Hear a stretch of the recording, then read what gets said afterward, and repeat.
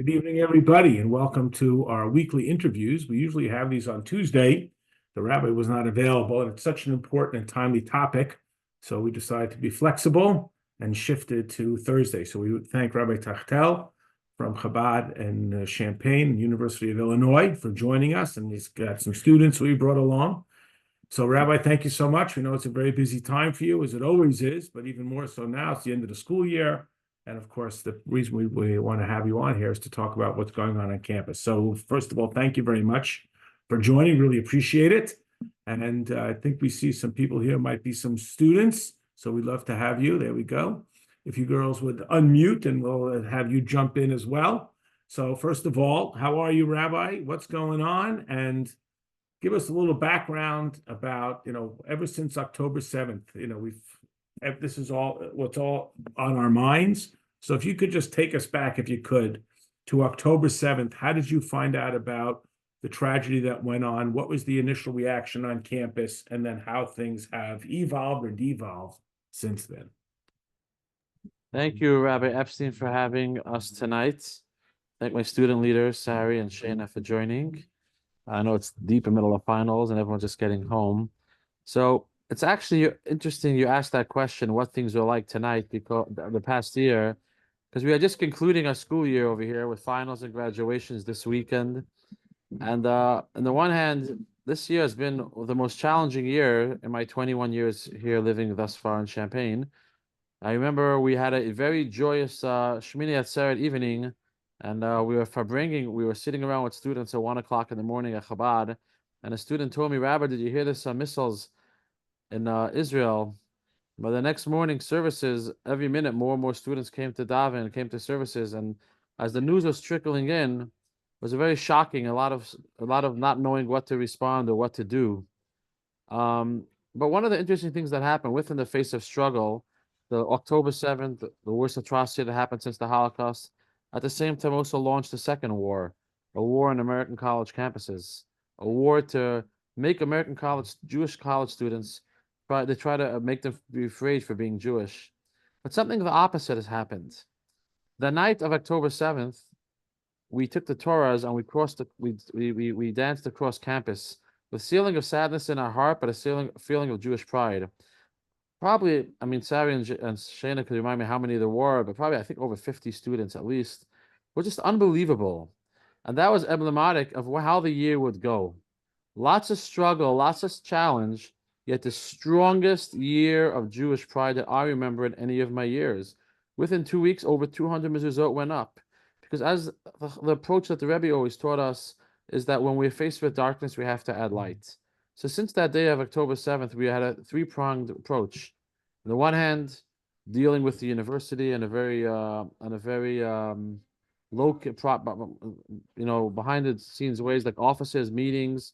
I chair the Chancellor's Council for Jewish Life.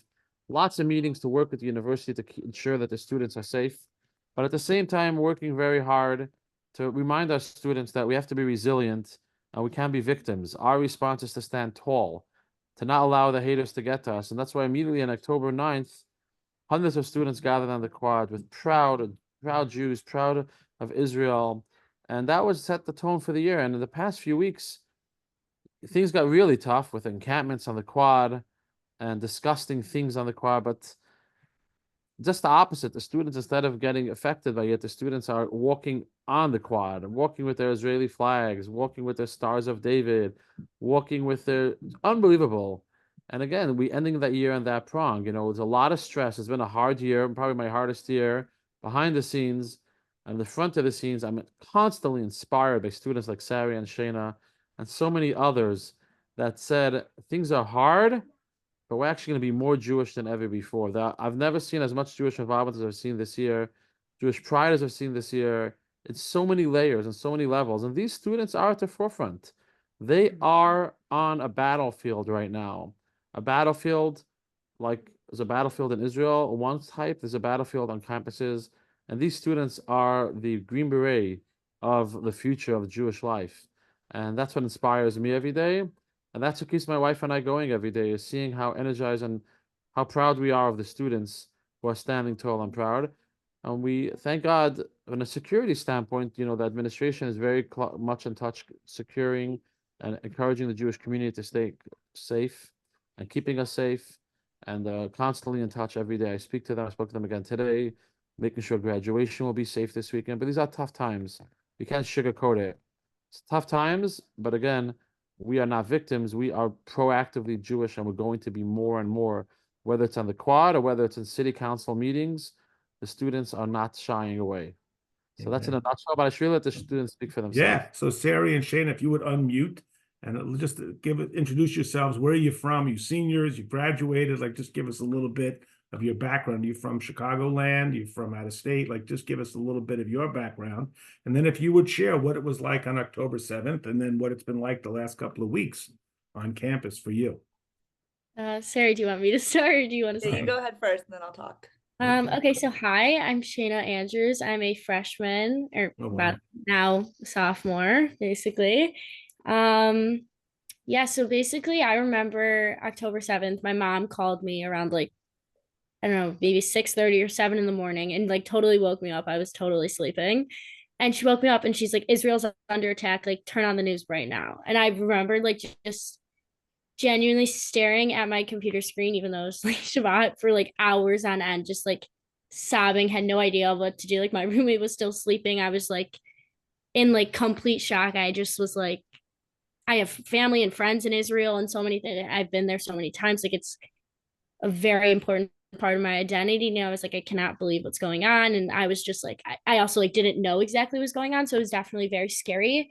But I'd say since then, so I think that might have been like probably the scariest moment. And then since then, I've just been nothing but proud to be Jewish. I've seen on our campus and like throughout all campuses, like so many Jewish students and everybody coming together. And I've never been like, you know, like I used to like not even just I was like on accident. I used to like hide my Star of David or like I have my Hebrew name on right now. Just like I didn't need to hide it. It would just like be in my sweatshirt. And now I always make sure that I'm showing it just because I'm so very proud to be Jewish and proud to support Israel. And I think I have been going to a lot of protests on campuses just to show that like there's a Jewish presence on campus that needs to be like the college needs to be aware of that.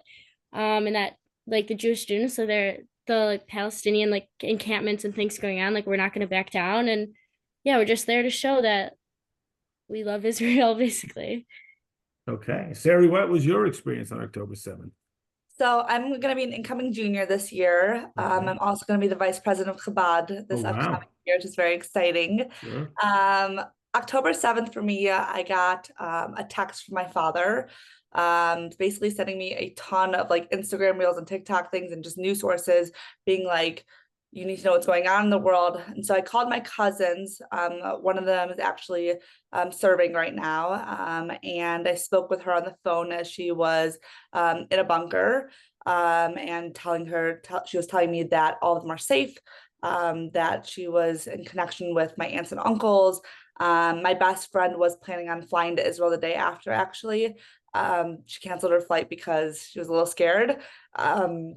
Given the circumstances. It was just a day of a lot of fear and a lot of people, a lot of the students on campus. I think that students were just glued to their phones, glued to the media. All of us started joining different news networks and different group chats just to keep ourselves informed and updated. So the day was very impactful and filled with a lot of news and just trying to become informed. From then on, I think that we spoke with David and we, as a team and an executive board, decided to like basically talk about what are our next steps forward, how are we going to combat this on campuses, and basically what are our next steps. I think that there was a huge presence at that Shabbat that weekend. There were probably around 250 students that weekend, which is a ton of students. Students wanted to come show their pride. And really just connect with other Jewish students on campus that were having similar fears or concerns. And it was just a really amazing weekend, I remember, just to like be connected. From then on, as we've seen over the past couple of weeks, there's been developments with SJP on campuses and these encampments. It's beautiful to see how like collected our community comes together on a campus. That Wednesday, there was a huge protest that lasted around 5 hours. It started around 12 and ended around 8:30 p.m. on that Wednesday. And Shayna and I actually went up and we hung the Israeli flag from Alma, which is our school mascot. And we really just weren't afraid about like what was coming, because we have so much pride about being Jewish. And I think that I've grown up in Deerfield and Shayna's grown up in Northbrook. And we've grown up surrounded by Jewish communities, and knowing that we should be proud of our identities, and also coming from Holocaust survivors, which have told us that like when something happens, you need to stand up. So that's kind of the mentality that I was raised with. And it's kind of what I've stuck to. So I'm really excited to see what we have in this incoming year. And I think that Illinois has been an amazing school where our university and our administrators are really just with us and here to support us. So it's been really amazing. So then we see these encampments, and I mean, just give us a little bit of your background. Have you ever encountered such blatant anti-Semitism growing up? You say from Deerfield, from Northbrook. I mean, I'm sure you interacted not only with Jewish people, you grow up, you have friends, you're in school. Are any of kids that you know in these encampments, in these protests? What was that like to come out and after such an atrocity and see not just that some people maybe are indifferent, it's not their story, but to be cheering on for this barbarism? I mean, what was that like just at a very human level? Was there anybody that you see in the camp say, hey, I take math with that kid, or that kid's in my dorm? What are they doing there? What was that like? You got to unmute though, because you're both muted. So personally, my experience was I'm in a medical fraternity, and I'm very close with a lot of the people within the fraternity. It's just a lot of us that guide each other throughout college and have a network beyond college to connect to graduate students, to see like how do you go from undergrad to graduate school to residency. And it was very disturbing to see, not only in person, these people chanting and basically saying awful things that I'm not sure how much they're educated, to what degree they are, and that they know what they're saying is anti-Semitic. I've had a few conversations with some people. I think it was a little startling to see. I'm in a Jewish sorority on campus, and it was really opening to see a lot of the girls in the house go to the rally. And we have some of the girls in our house are not Jewish. We're a Jewish valued house, but it was a little scary just to see. And we really had to do an educational session of like, this is what these things mean. Let's break it down. Let's say, what does river and which sea are we talking about? And I think from there, a lot of girls just felt bad because they didn't even know. They were just told to go with their friends and go support a cause. And I just don't think that they really understood the impact that it had on a lot of the girls in the house. And really just, it's interesting to see how far education can go with a person, and how much education there needs to be in this incoming year, and so forth with the students, and also with the professors and graduate students. I mean, it's a collective effort, and with community members also. So I think that the end of story is, once these people become educated, you're able to see if, are they truly anti-Semitic, or is it just that they are uneducated, or that they actually truly have these beliefs. And I think it'll be interesting in the next year. I think that these encampments have really died down in the past few weeks. I think that it was really ramped up in the very beginning. But towards the end of the school year, in my last few days on campus, there were like 20 or 30 students near the encampment each day. And it just really wasn't a huge like amount of chaos. But Jamie, you can talk about your experience. Yeah, so I personally I haven't seen anyone that I know like personally in the encampments, but I spoke at city council this year. And so I recognized a lot of people that spoke for that side, that were like blankly like Holocaust deniers, or just like very anti-Semitic. And so since I spoke, like they recognize me, I recognize them. So I tend to like, just like go on my daily walk sort of by the encampment, check it out from afar. And like a lot of the times, like when I'm going, there'll be someone there that will like basically like, almost like come up to me, and they'll just stand there. Like they'll have their mask and their face covered and everything. And like, I know they're looking at me and I'm looking at them. They don't really say anything usually, but yeah, so that's kind of been my experience with that. I think I would say, like Sari was saying, that a lot of these people that are like at the encampments just genuinely don't know why they're there or like know what they're standing for. They think they're just like standing for a cause. And they just may not like, I mean, I think many of them know that they are anti-Semitic. They have signs all over that say from the river to the sea. But I don't know. I think some of them just genuinely don't know why they're there. And I think, like Sari was saying, like education is so important to educate these individuals and try and teach them like this is this and that's that. And there's a right and there's a wrong. And that's, I think, what's very important. So I've talked to many different people. Before, like one time me and my brother went there and we were fully having a like, I would say it was like over an hour conversation with this person. And he really, I mean, he wasn't really listening. We were just like trying to give him just facts. Like we weren't saying, you know, our opinions, just complete facts on the situation. But I think that's as much as I can do, like that's very important. I'm just trying to, you know, not argue with these people, just I want to educate them. Rabbi, maybe you have some insight. I mean, you've been doing this for 20 years. You've seen the evolution of the college student. And I mean, these are supposed to be, you know, these are sort of the intelligent people in our community who go off to a quality school to get an education. And on October 6th, they never even heard of Gaza, couldn't find it on a map. And now all of a sudden they're camping out and screaming and yelling, and they don't even know what they're saying and all the insanity that we see. Is there any rhyme or reason to what's going on here? Or is it just a bunch of kids following along with the crowd and not even know what they're saying? You have any insight there that you've come up with? It's a mixed bag. Asari and Shane have been pointing out that, and the Rebbe actually talks about it, that two kinds of anti-Semites. There are anti-Semites that, you know, they don't like people that are different than them. And then there are anti-Semites that they can't stand them can't stand Jews because it makes them feel uncomfortable about their own insecurities. First type, you know, people are different. You have to show we're all the same. But the essence haters, it bothers them, the Jewish sense of purpose. Those are the hardest. On our campus, I have Jews for Palestine. I spoke to them this week. They're so misguided, some of them. Some of them, their parents call me up and ask me, what should they do? Because their kids are getting involved. You know, and then you have a lot of misguided kids that are looking for some purposeful thing to get involved in, and they buy in, and it's very sad. But then you have some really, really hateful people in there, really hateful people, like really, whether it's students or community members that are born to hate. They're not born to hate; they're raised to hate. And we saw that in the Urbana City Council. People that called us baby killers and white supremacists, and that's a lot harder to deal with. I had a very long talk today with a top campus administrator, and I was speaking to him how these people are taking their hate and they're spreading it to others. And unless there's going to be enforcement of rules, it's not going to stop. It's going to get worse. And the scary thing is that in 20 years, the people that are in college today are going to be leading the United States of America. So we can't just lay back and say, that's the way I said it's a two-pronged approach. We have to pump ourselves up, be strong, and we have to also do what we can to stop hate from taking people over.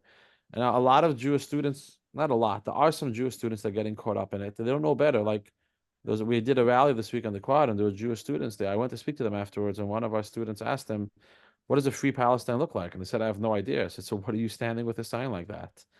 And people really buy into it, and it's kind of scary.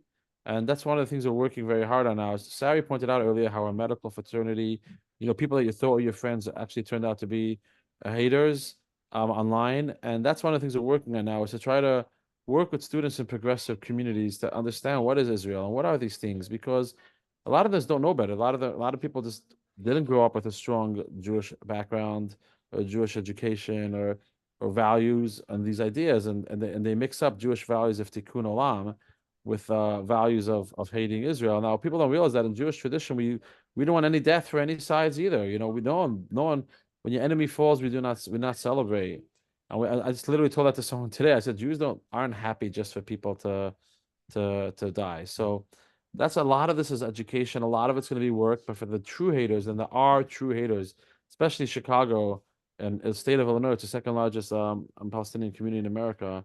There are a lot of these people, and unfortunately, a lot of these outside agitators are coming in onto campuses, and that's part of the balance we're trying to do here, not to engage them, to give them the attention that they want, at the same time enforcing the rules of campus, and that's part of the hard thing, because part of you wants to go in and like speak to them, but part of you knows that they're not even getting the attention that they want, and it's hurting them more, that no one's listening to them. As pointed out, their tents are becoming emptier by the day because people are sick of it. People are upset at them. They're destroying graduation, destroying finals, and unfortunately, not, a lot of people in the world don't see that yet, but people are slowly waking up. That as a student told me last night, a Catholic student told me last night, Rabbi, I've come to realize the people that hate you hate me as well. It's true. And they hate everything Western ideals, but it takes a lot of work, and our biggest priority is obviously the empowering the Jewish students. You know, as Sari, as vice president, pointed out before, that Shabbats this year reaching hundreds of kids, and mezuzot and Jewish stars, and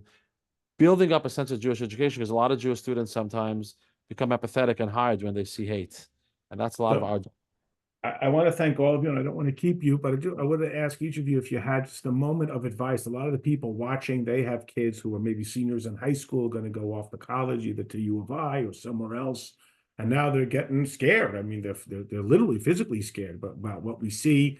Of course, in the media, they're always highlighting the most dramatic. What advice would you give to a 17-year-old boy or girl who's graduating high school and getting ready to go off to college in the fall? What advice would you have to them about being Jewish on campus?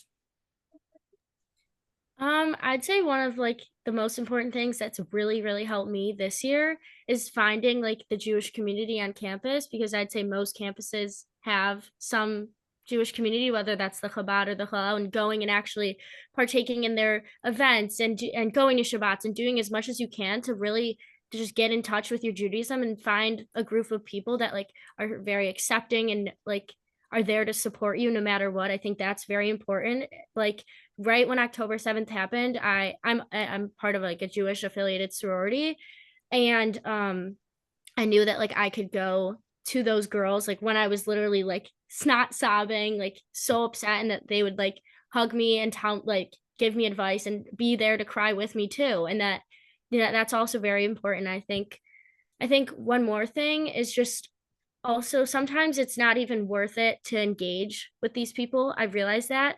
Like one time I was literally just standing with my Israeli flag, not engaging, and some woman came up and started like spray painting our Israeli flags, which like we were just standing there.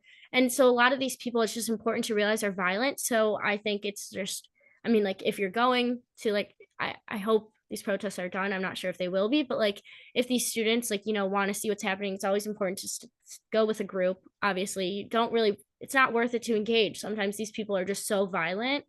So yeah, I would just say number one, find your Jewish community, and two, just try and keep a far distance, I'd say. Excellent. Beautiful. Zeri, any thoughts there you can share with us? Shane, I think that I came to college with the approach. I was very involved in Jewish life at home. And right away, I wanted to get involved with Jewish life. I think that it's important also to be educated. And there's a layer of that if you're going to attend these protests, you need to make sure that you're educated and that you have facts rather than opinions. So that you are, if you're being recorded, that you are factual. I think that there's a lot of misinformation going around from one side mostly, but sometimes from both sides. And I think that the best thing you can do is take classes like these. I just participated in a class like this 2 weeks ago. I think it's really important to find a group of friends that when you get on these campuses, introduce yourself. It doesn't mean that you have to go every single week to Chabad or to Hillel or anything. But yes, you do. Well, I would encourage it highly. I would highly encourage it, but to be realistic, students have a lot of priorities. Schoolwork can get very tough. I think it's important to know where these communities are, know where your support systems are, and know like higher up leaders that you can go to if you have problems that arise. I want to touch on Ruben's question in the chat. I had a statistics professor that brought in a pro-Palestinian student saying to come to the protest. And that was a little startling. In the past, I have not always had Jewish teachers, but they've always never said their opinions on religion. And I think to cross that boundary was a little startling for me. And I worked with Rabbi and it has been addressed. But I really just think that with all the tension, it's really crazy to see where these professional lines will be crossed. And what people are willing to say in front of large groups of audiences that they don't really know what they're catering to. So your son is just it's a newer professor. The statistics professor before that was gonna probably go back at the end of the year. But you know what? It's happening probably, I'm sure, in many areas across the school, whether it's just students or TAs or faculty members. It's bound to happen because people are very strong-minded. And it's really just about how do you combat this and how do you approach it and what are your next steps? Rather than, because there's always going to be noise, there's always going to be anti-Semitic people across the world. And it's really, what are you planning on doing with this information? So yeah, thank you so much. Thank you. Well, you girls are an inspiration. Your poise, your strength of character, your Jewish identity, and you give us hope. I mean, we're all watching this and seeing what's going on, and just feel frustrated to hear your strength and your resilience, and you have Rabbi Teichtel to guide you and to inspire you and to give you that centering. So Baruch Hashem, God bless you. We thank you so much for your time tonight. Wish you good luck on your finals. Really, thank you, Rabbi. Thank you, girls. We wish you atzlacha, success in your schooling. You make us proud, and I'm Yisrael Chai. Thank you so much. Thank you for having us. I want to encourage everyone that's here. The best thing you could do over the summer when you see a college student, go over to them and tell them how proud you are of them. Amen. You need to Beautiful. hear it because these are on the front lines. You guys are doing great. You make us all proud.